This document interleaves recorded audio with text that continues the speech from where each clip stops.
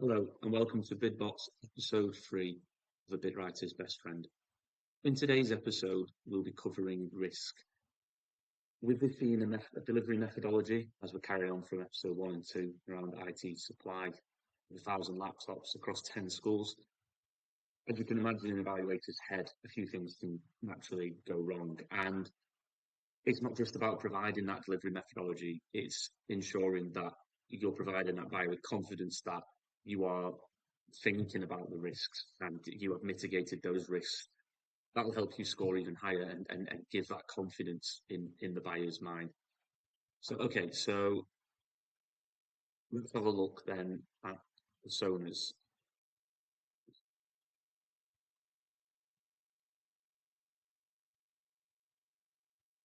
Okay, so project manager. So project manager has been automated here based on the project manager being in your actual team, so your virtual project manager. Well, this really helps with if you're a bid writer in a smaller business where I've been before. Really difficult to get hold of a project manager. They're either on site, uh, they're busy, basically. So what you need to do as a bid writer is if you can't get hold of them, and you might get hold of them to review it the night before, which isn't ideal. Using the BidBot platform, you can automate a project manager off the client requirements, and in some cases, in my eyes, that could potentially be more efficient because what normally happens with the project managers is they don't have time to read the requirements, the tender documentation because they're super busy with their day job. So by actually using the role personas for the project manager, it will then allow you to get that information in from a project manager mindset. So when they actually come to read the bid, it's a lot quicker for the project manager and they see information which is aligned to how they're delivering on their projects. So let's have a look at risk and identification management. So risk identification. So let's have a look. So the answer does not explicitly identify specific risks in the delivery and recycling process. Okay, so improvements list key risks in both delivery, late delivery, damaged tools, goods, access issues, supply chain disruption. So I think, yeah, really good to mention these things because you never know, the incumbent could have failed to do these things and it's a risk for the client. So by you almost premeditating the potential risks on this project, yeah, the client's going to really like that. And because you're pulling the requirements from tender documentation, it's going to be specific to potentially, those risks that they're facing.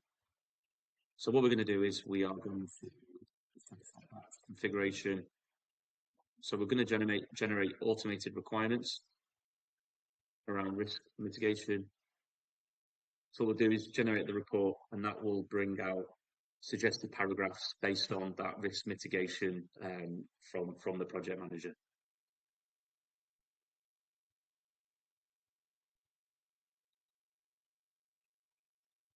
Okay, now that's loaded. So we'll take a look at where's best to place our risk management. So I think once we've understand and confirmed the client requirements, we've gathered the requirements, I think good places to put risk management. Here, you've gathered the requirements, you've understood, you've been to site, done the survey, so it's like, okay, well, we understand what the risks are at this stage. Obviously, you can understand a few risks, and then you need some stuff in place to mitigate those risks, whilst on the project.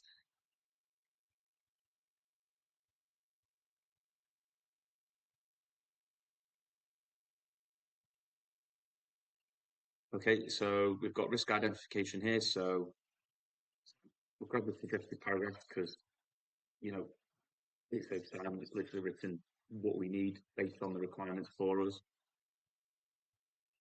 And we've also got issue communication as well. So yeah, I think with the risks, and this is helpful with both these paragraphs because it's not only identifying the key risks, it's also saying how we will talk to the client about these as well. So definitely keeping them in the loop. So what we'll do here is we'll copy these. There's also in these short punchy responses as well. You don't have all the words to be writing long paragraphs, and also it's harder for the client to read as well because they're probably reading about 10 of these different bids as well. So let's stick these in here.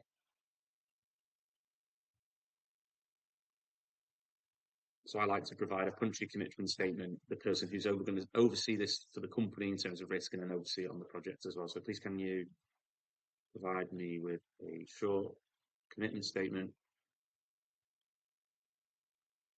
Who oversees risk for the company and who will oversee it for this project on a day-to-day basis? Please provide these paragraphs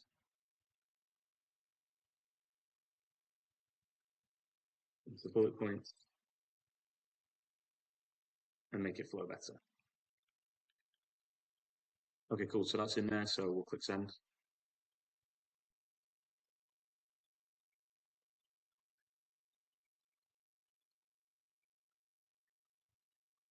Okay, so as you can see here, we've got the information. So if we just remove that now for risk management,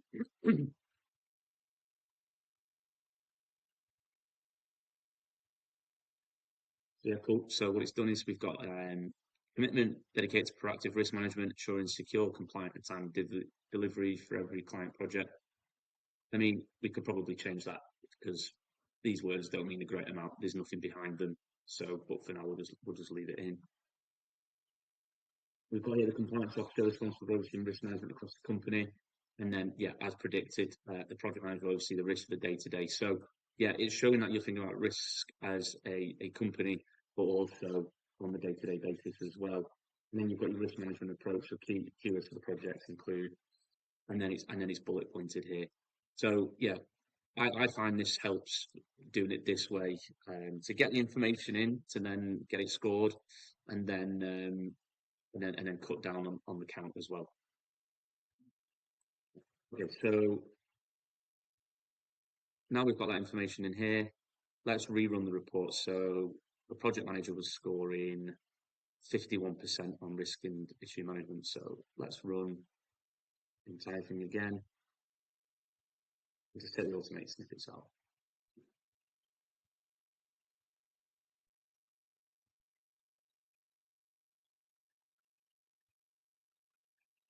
Okay, so it's jumped from 79 to 81%. So let's have a look at personas, and then in terms of risk, let's have a look. Okay, great. So risk and issue management has gone up to 91%. So jumped from 50 to 91. 81% risk identification and 100% in issue communication. So you could even do another suggested paragraph if you wanted to include more about risk identification in there. Okay, so thank you for listening. And if you want to hear more information on BidBot, if you follow the links and click on the website, we're also running free workshops as well, where we show data on real bid responses, anonymized. And also what we'll be showing is on the workshop is more of a sandbox play for people to jump on the platform with a dummy account, and we can set them different tasks to improve the risk information, improve people and tooling, improve the evaluators' feedback. So, for example, having a look at the personas and see the school IT manager reviewing it, or even a head teacher, and ensuring, okay, great, well, you've got a good response, but have you written it in terms of key stakeholders reviewing it as well? Okay, so thank you for your time.